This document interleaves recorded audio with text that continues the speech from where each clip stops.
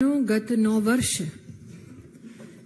नव भारत के निर्माण को समर्पित, महिला कल्याण को और महिला के उत्थान को समर्पित सरकार की महिला बाल विकास मंत्रालय के अंतर्गत किए गए कुछ प्रयासों को आज आपके सम्मुख प्रस्तुत करने का सौभाग्य प्राप्त हो रहा है। मैं आपको याद दिलाना चाहती हूं कि महिला और बाल विकास मंत्रालय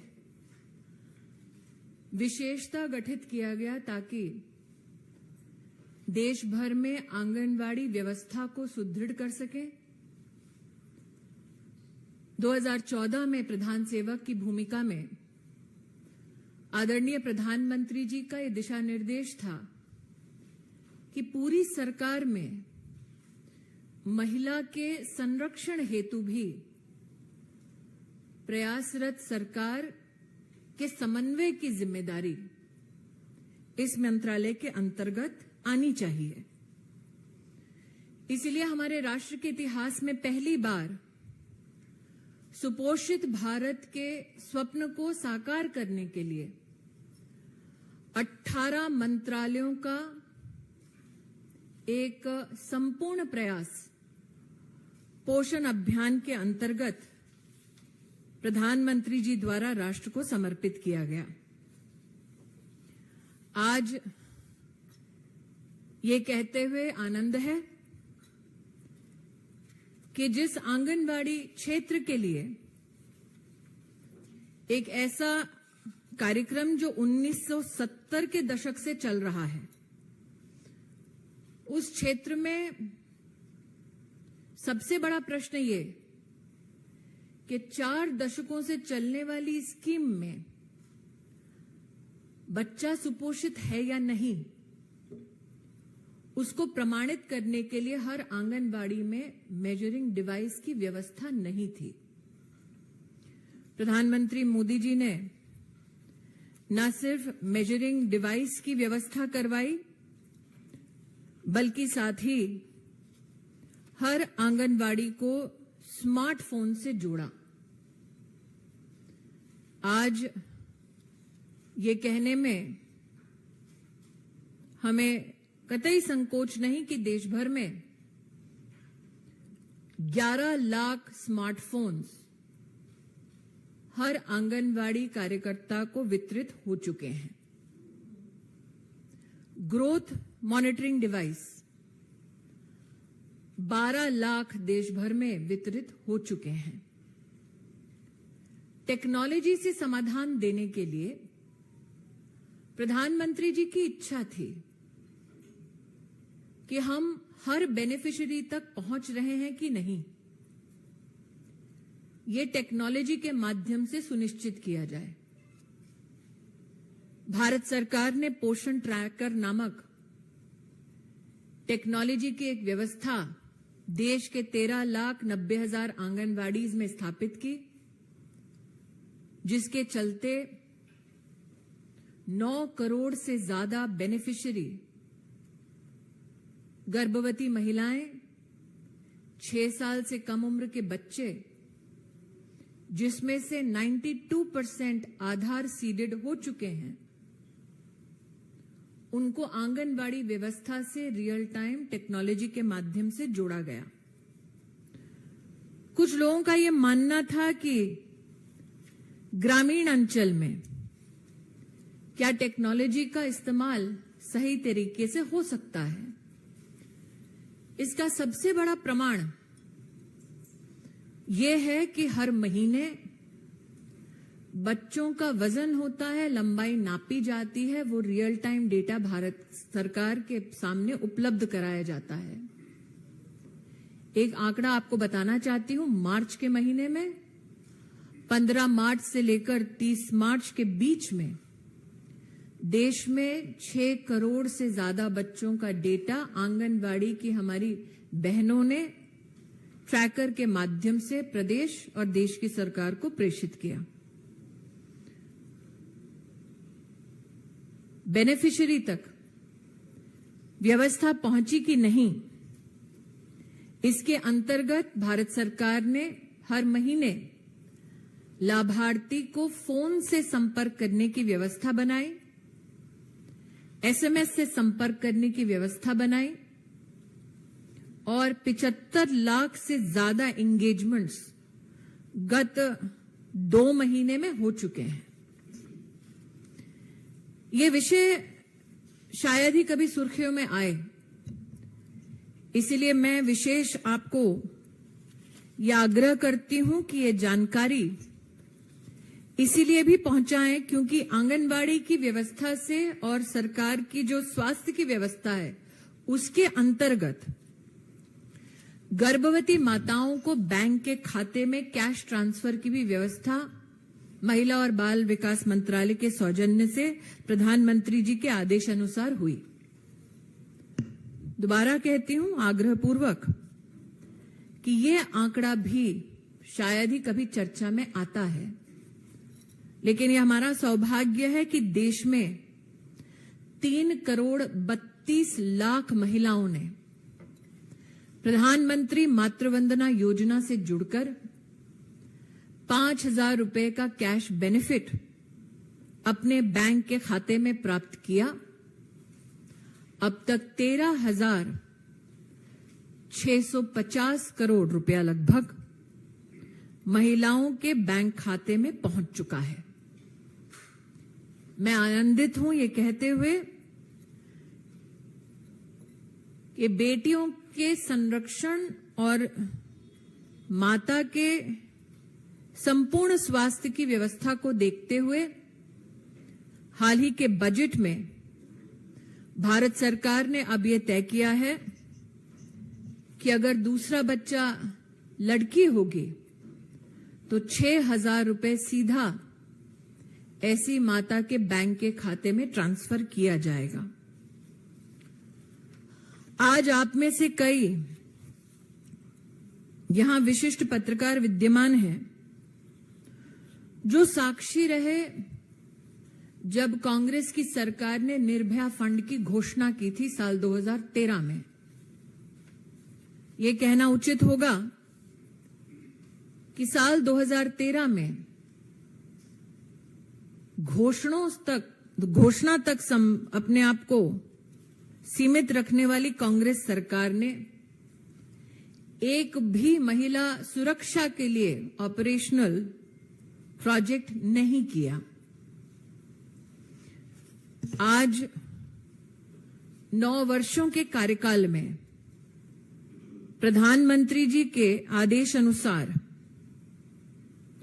निर्भया फंड के अंतर्गत महिला एवं बाल विकास मंत्रालय ने प्रदेश की सरकारों के साथ और अन्य भारत सरकार के प्रकल्पों के साथ 12,000 करोड़ के प्रोजेक्ट्स को अप्रेज किया। 6,712 करोड़ के फंड्स को रिसीव करवाया और वर्तमान में प्रदेश सरकारों को मात्र इसी फंड से 4,923 करोड़ रुपया भारत सरकार दे चुकी है। कई लोगों को यह जानकारी नहीं कि साल 2014 से पहले अगर महिला किसी मुसीबत में होती तो मेडिकल व्यवस्था, पुलिस का सहयोग, लीगल सहयोग, ऐसा कोई भारत सरकार का प्रकल्प नहीं था देश में जिससे महिला को संरक्षण मिल सके। प्रधानमंत्री जी ने आदेश दिया कि देश के हर जिले में महिला संरक्षण के लिए वन स्टॉप सेंटर बने। 801 सेंटर भारत सरकार ने अप्रूव किए। वर्तमान में 733 सेंटर्स देश में फंक्शनल हैं। प्रदेशों से मांग आई कि जहां जहां जिस जिले की आबादी ज्यादा है या जहां पर incidents of crime against women, महिला के खिलाफ वारदातें ज्यादा हैं, वहां पर वन स्टॉप सेंटर की संख्या बढ़ाई जाए। तो अब 300 और सेंटर्स खोलने का बजट भारत सरकार ने सुनिश्चित कर दिया है। ये भी कहना उचित होगा कि भारत सरकार ने प्रदेश भर में, आप चाहे जिस भी प्रदेश के हों, वहां जो महिला हेल्पलाइन चलती है, वो महिला हेल्पलाइन भारत सरकार के सौजन्य से चलाई जाती है। आज हमारे देश में 34 से ज्यादा महिला हेल्पलाइंस ने भारत सरकार के इस प्रयास के माध्यम से 1,26,00,000 कॉल्स को अटेंड किया, जिसमें से 64 लाख महिलाओं की मदद हुई। ये सब भारत सरकार, प्रदेश सरकारों के समन्वय से और भारत सरकार की निधि से संभव हुआ है। देश भर में जो इमरजेंसी रिस्पांस सपोर्ट सिस्टम चलता है, वो निर्भया फंड के अंतर्गत भारत सरकार चलाती है। 112 ये नंबर निश्चित रूप से आपने सुना होगा। मोबाइल ऐप बेस्ड सिस्टम भी है इमरजेंसी के लिए, लेकिन शायद ही कोई ये जानता है कि अब तक 29 करोड़ कॉल्स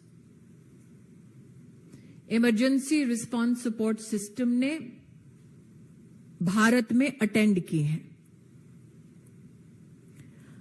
आप सबको ज्ञात होगा कि देश में मांग उठी थी कि जो प्रमुख शहर हैं उसमें सेफ सिटी प्रोजेक्ट चलाया जाए। Ahmedabad, Bengaluru, Chennai, Delhi, Hyderabad, Kolkata, Lucknow, Mumbai, safe city projects के लिए इन 8 शहरों में फंड्स को उपलब्ध करा दिया गया है। महिला संगठनों द्वारा यह मांग उठी थी कि investigating officers, prosecution officers, medical officers, specially जो वायलेंस अफेक्टेड, हिंसा ग्रहित महिला का संरक्षण करने का जिनके पास दायित्व है, उनकी विशिष्ट ट्रेनिंग होनी चाहिए। अब तक भारत सरकार ने ऐसे 25,000 ऑफिशियल्स को ट्रेन किया है।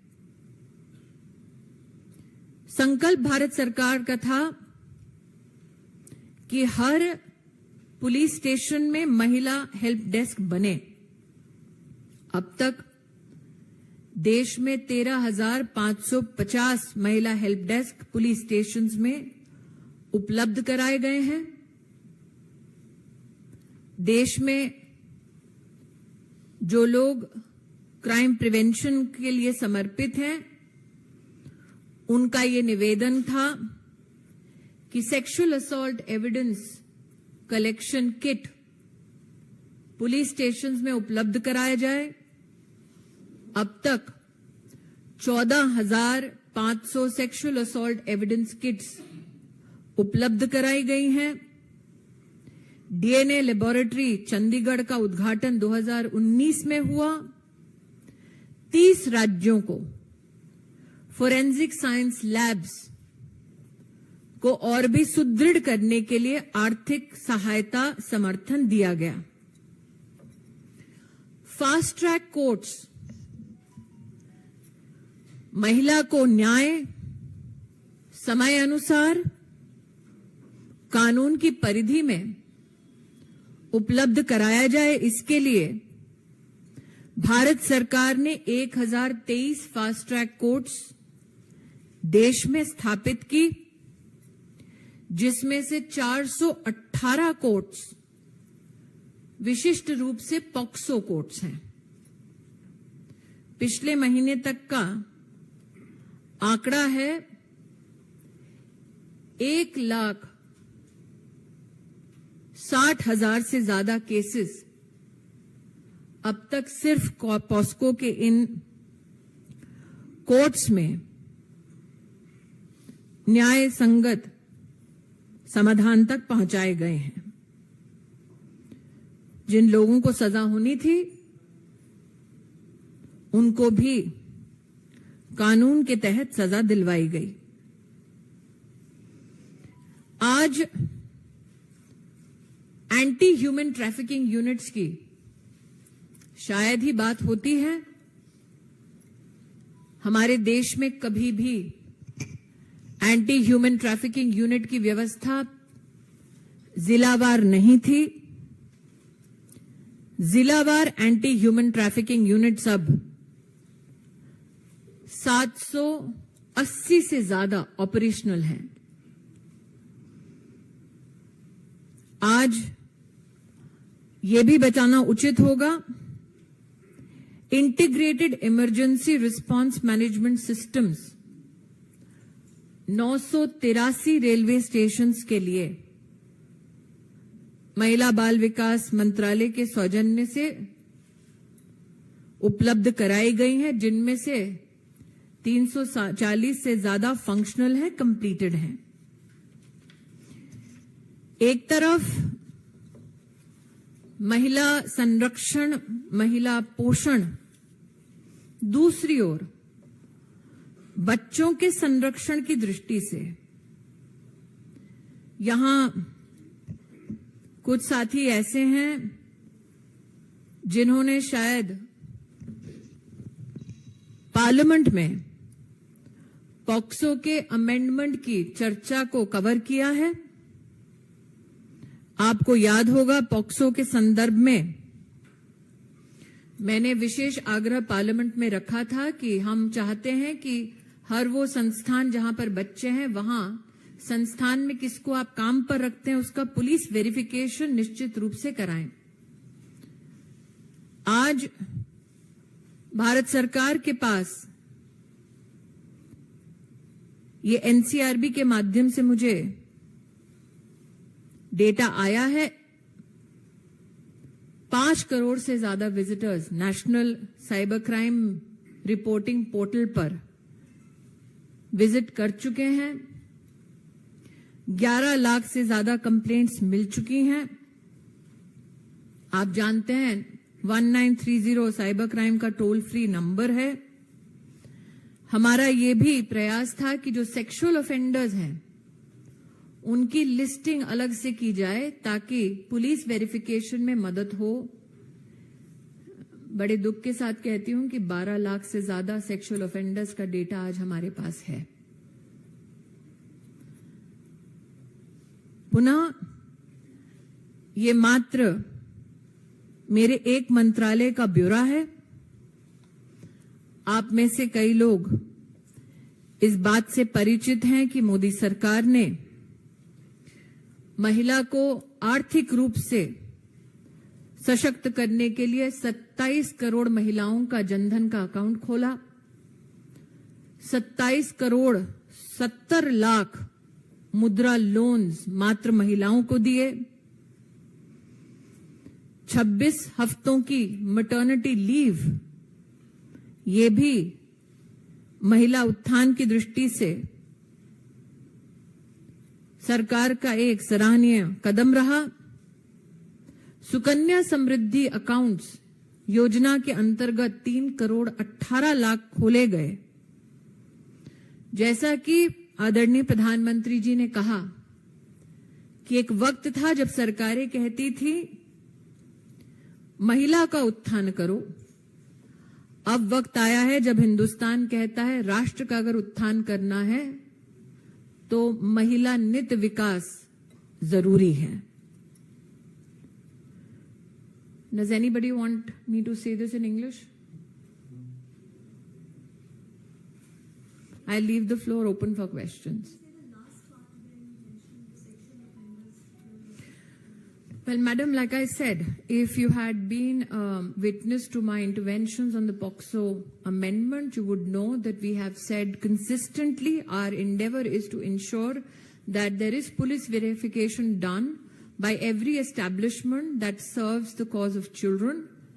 to ensure that we compile data on sexual offenders so that police verification can be facilitated. Today, unfortunately, we have a data of over 12 lakh sexual offenders in the country.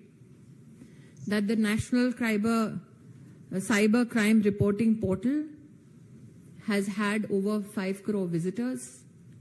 That itself shows that people want to use every technological tool the government provides to ensure that they are better informed, especially if they want to dedicate themselves to the cause of safety of children. Neeraj Pandey ABP.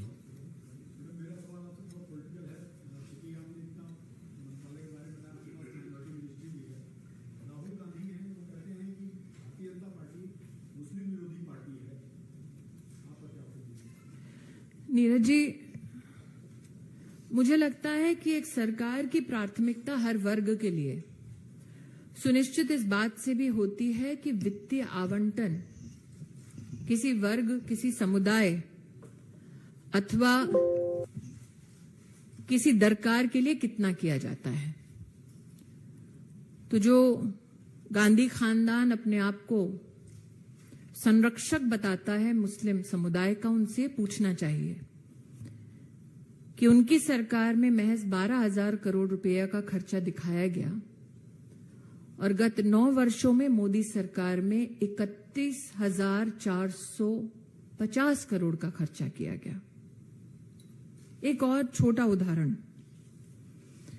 जो गांधी खानदान अपने आप को minorities का संरक्षक कहता है, जब वो मेरिट कम मीन स्कॉलरशिप हमारे देश में चलाते थे तो उनका आवंटन था मात्र 860 करोड़। मोदी सरकार में यह आवंटन बढ़ाकर 2,691 करोड़ किया गया। मुझे लगता है ये आंकड़े अपने आप में कांग्रेस की सच्चाई बताते हैं। Devendra Parashar, India TV.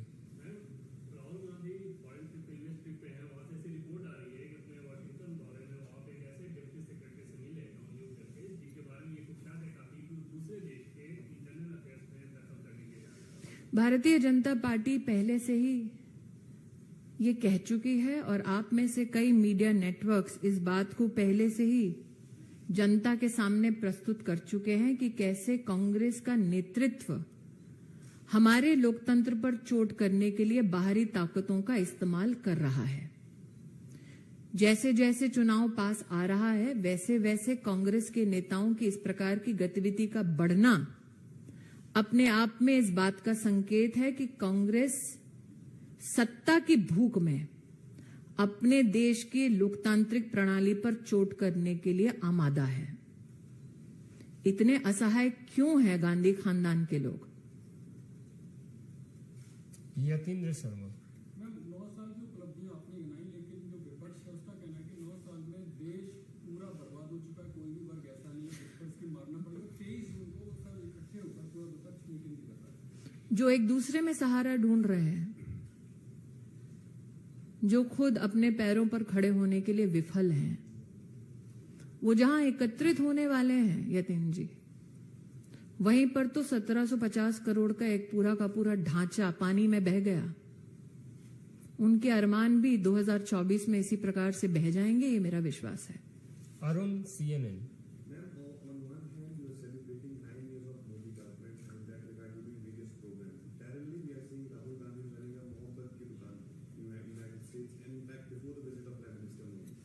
Well, for a lady to converse on a topic called Mohabbat Ki Dukaan would be a tad bit unchivalrous. But let me say this. When you talk about Mohabbat, does that include killing of Sikhs? When you talk about Mohabbat, does that include kidnapping of women in Rajasthan? When you talk about Mohabbat, does that include denouncing the Hindu way of life? When you talk about Mohabbat, does it mean partnering with those who want to bring India to a standstill? When you talk about Mohabbat, does that Mohabbat compel you to go seek outside intervention against your own democracy? तो ये कैसा इश्क है जो देश से नहीं अपनी पॉलिटिकल सियासत से है। पूछे हिंदी में, भाई साहब तो बोलेंगे, गुजराती में पूछ लेंगे, बंगाली में तो भी बोल देंगे। एक महिला के लिए इन शब्दों के ऊपर ज्यादा टिप्पणी करना मेरे हिसाब से उचित नहीं है, लेकिन बिना छिचोरापन दिखाए इतना कहना चाहती हूं। ये कैसी मोहब्बत है जो सिखों का नरसंहार करे? ये कैसी मोहब्बत है जो कोयला लूटे, चारा लूटने वालों के साथ हाथ मिलाए? ये कैसी मोहब्बत है जो सिंगोल का अपमान करे? ये कैसी मोहब्बत है जो अपने ही पार्लियामेंट का बहिष्कार करे? ये कैसी मोहब्बत है जो तब नहीं बोलती जब केरला स्टोरी आती है? ये कैसी मोहब्बत है जो चुप हो जाती है जब राजस्थान में महिला के खिलाफ रेप की गतिविधि बढ़ती है? ये कैसी मोहब्बत है जो उनसे हाथ मिलाती है, उनको गले लगाती है जो हिंदुस्तान को कोसते हैं? ये कैसी मोहब्बत है जो देश की राजधानी में भारत तेरे टुकड़े हों ऐसे बोल बोलते हैं? ये कैसी मोहब्बत है? मोहित Bhatt.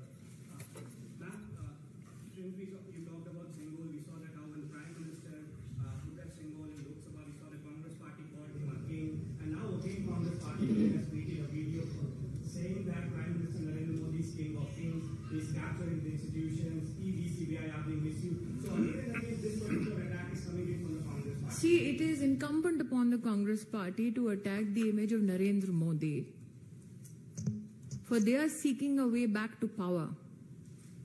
Modi sits from a position of service, and that is the contrast the Congress can never bridge. I would be surprised if they have one kind word to say about the Prime Minister. The mohabbat does not extend to him. Amod Rai, TV9।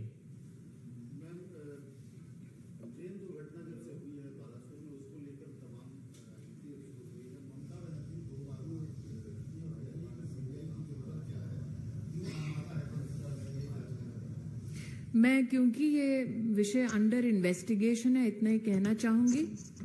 जिन्हें सत्य से परहेज नहीं, उन्हें CBI से परहेज नहीं होना चाहिए। संजय शर्मा, लोकमत। जी सर।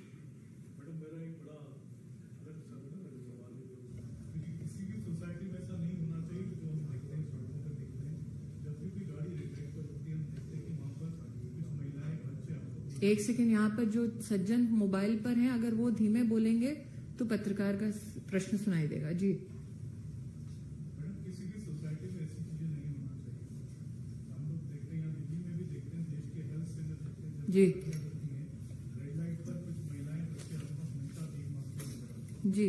क्या आपका मंत्रालय इनके लिए, ऐसी महिलाओं के लिए, बच्चों के लिए? मैं इतना ही कहना चाहूंगी कि national commission for protection of child rights, इनके अंतर्गत प्रदेश सरकारों के साथ मिलकर ऐसी व्यवस्था की जाती है कि बच्चे न सिर्फ रेस्क्यू हों बल्कि रिहैबिलिटेट भी हों। इसमें उनके परिवार के सदस्य भी सम्मिलित होते हैं। मिशन वात्सल्य के अंतर्गत हमने न सिर्फ बच्चों के संरक्षण के लिए आर्थिक आवंटन बढ़ाया है, आपको कहना चाहूंगी, अगर आप सिर्फ साल 2009 का आंकड़ा ले लें, तब की कांग्रेस सरकार ने 50 करोड़ ही देश भर के बच्चों के संरक्षण के लिए आवंटित किए थे। इस वर्ष का मात्र अगर आप आवंटन देखें तो 1123 करोड़ रुपया बच्चों के संरक्षण के लिए हम लोग प्रदेश सरकारों को व्यवस्था में देते हैं। ये भी कहना उचित होगा कि हमने भारत सरकार के सौजन्य से हर प्रदेश को बोला है कि चाइल्ड प्रोटेक्शन यूनिट्स हर डिस्ट्रिक्ट में आप लोग क्रियान्वित करें। आज हमारे देश में 760 से ज्यादा चाइल्ड प्रोटेक्शन यूनिट्स कार्यरत हैं। चाइल्ड वेलफेयर कमेटी 780 कार्यरत हैं और जुवेनाइल जस्टिस बोर्ड 774 कार्यरत हैं। हमारा यह भी प्रयास है कि अब तक भारत की संवैधानिक व्यवस्था में बच्चे के संरक्षण के लिए कॉन्स्टिट्यूशनली किसी के पास भी जिम्मेदारी एडमिनिस्ट्रेशन में नहीं थी। अगर आपने जेजे एक्ट के संशोधन में थोड़ी बहुत रिपोर्टिंग की होगी तो आपको ध्यान में आया होगा कि हमारे राष्ट्र के इतिहास में पहली बार डिस्ट्रिक्ट मैजिस्ट्रेट के पास डिस्ट्रिक्ट पुलिस के समन्वय के साथ ये व्यवस्था अब दी गई है। तो जो गैप था संरक्षण का, जो किसके पास जिम्मेदारी है, उस गैप को हमने 2021 में भरा, उसको नोटिफाई भी कर दिया है। अब एनसीपीसीआर के सौजन्य से प्रदेश की इकाइयां और प्रदेश की सरकारों के माध्यम से जिला की इकाइयों को और भी सुदृढ़ करने का हमारा निरंतर प्रयास है। ठाकुर रविंद्र सिंह, जी न्यूज। हाँ जी,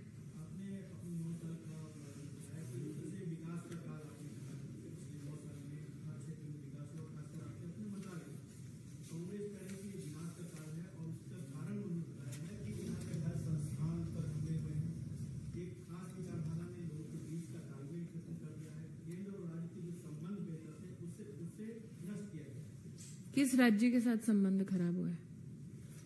नाम बताएंगे? कौन से वाले राज्य के साथ? क्योंकि नीति आयोग की गवर्निंग काउंसिल में जब मैं स्वयं उपस्थित थी तो मैंने कांग्रेस के 2 राज्यों के मुख्यमंत्रियों को वहां देखा।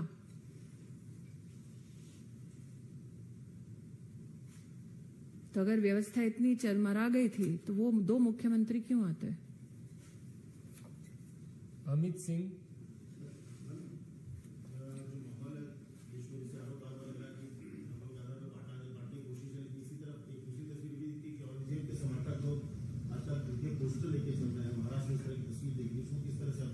मैं इतना ही कहूंगी कि देवेंद्र फडणवीस जी ने इसके संदर्भ में कल ही अपना बयान दे दिया है और वो बयान उचित है। अंतिम प्रश्न अभिषेक।